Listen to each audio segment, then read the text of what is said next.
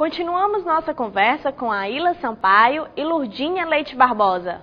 Por falar em conto, a arte de engolir palavras. Por que a arte de engolir palavras? Os alunos sempre perguntam e ficam intrigados, que é um título interessante. É interessante, Aila. Esse meu livro, A Arte de Engolir Palavras, é o título de um conto. Eu escolhi o título porque eu dei a um conto esse título, A Arte de Engolir Palavras. Porque na nossa época, que hoje não é mais assim, hoje as crianças, eu acho que os pais não dão limites, os nossos já davam demais. E quando a gente era pequena, que dizia algo que os pais não gostavam do que a gente tinha dito, eles diziam, engula, não é isso? A mamãe costumava dizer, engula. Engula o que diz? Engula. Então, eu criei um conto sobre isso. Eu fiz um conto sobre um garoto que vivia engolindo as palavras. De tanto engolir palavras, ele criou uma arte. Ele engolia as palavras com uma certa arte. Ele ia dizendo e trazia as palavras de volta. Mas quando elas voltavam, elas se misturavam. As palavras não conseguiam voltar daquela maneira. E saíam outras palavras, de outra forma. E ele vivia engolindo tanto que no trabalho também, já homem, ele continuou engolindo palavras que um dia ele resolveu botar todas essas palavras para fora. Ele é bem alegórico.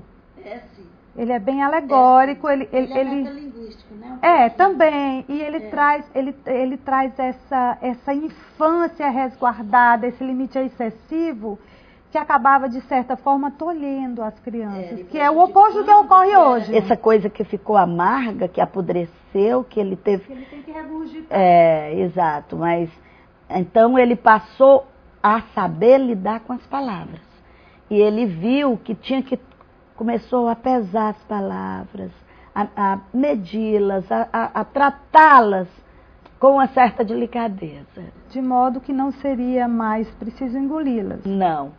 Mas ele diz ainda, termina dizendo, que de vez em quando ainda põe para fora uma daquelas palavras.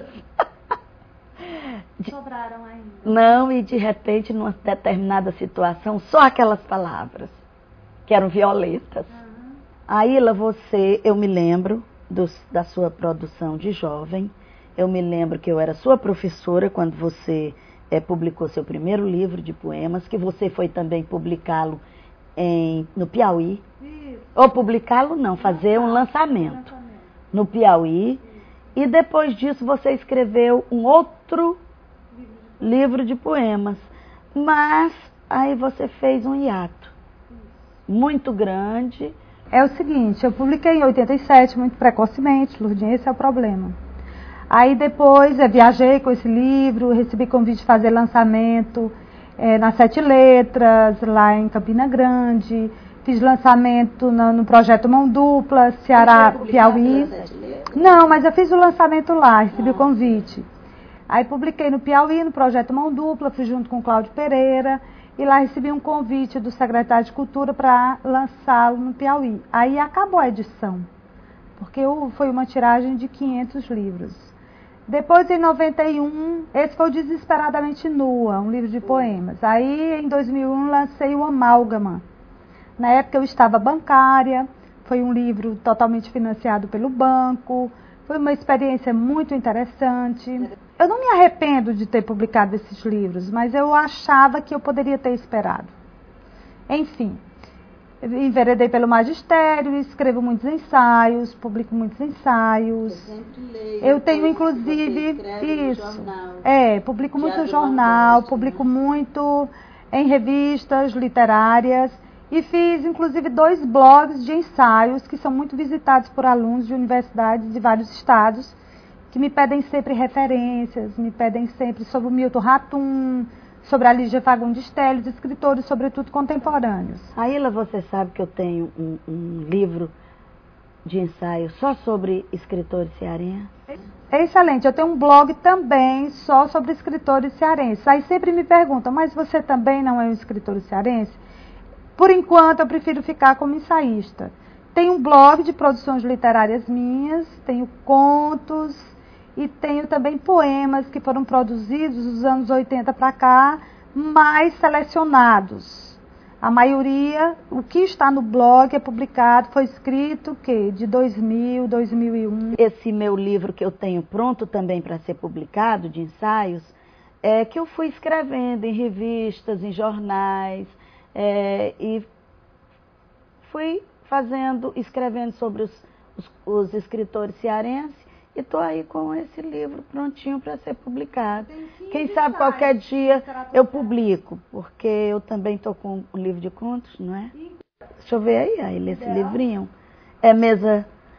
Esse livrinho é poemas de mesa, porque dia de sexta-feira o Teles, que é diretor de cultura, não é? Coloca poemas em cima das mesas. Esses poemas resultaram nesse livrinho, poemas de mesa. E eu coloquei 2 poemas curtos. Eu coloquei 2 poemas curtos aqui, e um deles participou dessa chuva de poesia, que eu achei muito interessante. E olha como as coisas são interessantes, sabe? Lá na praça eu não consegui ver um poema meu. Sabe onde foram cair? Distante, quase aqui na aldeota. Ali, pelo lado do palácio. E uma tia minha pegou o poema, uma prima e uma tia. Que coisa interessante. Lourdinha, você conhece aquele escritor do Amazonas, o Milton Ratum? Ele tem 3 livros publicados. Eu, inclusive, escrevi um ensaio sobre 2 irmãos. Aila, eu já li sobre esse escritor, mas eu não li nada dele ainda. E o que é, assim, atualmente que você está lendo, que você recomendaria? Aila, eu acabei de ler um romance fantástico. Eu acho que é um romance que todo mundo devia ler. Ele é um romance de amor, histórico também, político, social. É um romance maravilhoso, chama-se Equador. E as pessoas pensam que Equador é por causa do país, e não é. É por causa da linha do Equador. Porque no romance ele vai para as possessões portuguesas, São Tomé e Príncipe. E ele fala do sofrimento daquele povo, dos escravos, das plantações. É muito interessante. E é muito surpreendente, o fim é muito surpreendente. Quem escreveu, Aila, eu não me lembro agora o nome dele, ele é filho daquela poetisa portuguesa maravilhosa, Sofia de Melbourne. Excelente. Pois ele é filho dela. Agora o nome dele, o sobrenome, a gente não faz a ligação porque é o sobrenome do pai. Ah, tá. Mas se você puder, leia, que é muito bonito. Que eu gosto muito de descobrir nos livros, já que a gente que é professora tem sempre um olhar meio contaminado de analisar o livro, você nunca faz aquela leitura pura. Esse autor de que eu estava falando, porque eu estou sempre indo e vindo. Eu leio Gabriel Garcia Marques, eu leio Dostoiévski, eu leio Machado de Assis, e fico procurando os novos porque eu dou uma disciplina de literatura contemporânea. Bernardo Carvalho, Mongólia foi o livro para mim mais marcante dele. E o Milton Ratum, embora já tenha os Cinzas do Norte, o 2 Irmãos é um livro que dialoga com a Bíblia, com o Antigo e o Novo Testamento, a história de Caim e Abel, a história de Esaú e Jacó, depois de Caim e Abel, e que dialoga, por extensão, com o livro do Machado de Assis, Esaú e Jacó.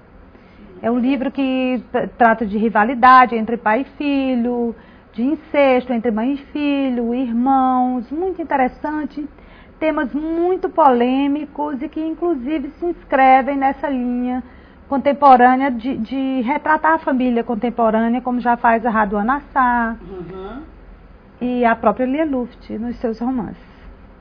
A conversa está boa, mas temos que encerrar. Mande suas sugestões e comentários para o nosso endereço eletrônico, @unifor.br. Obrigada pela sua audiência e até a próxima!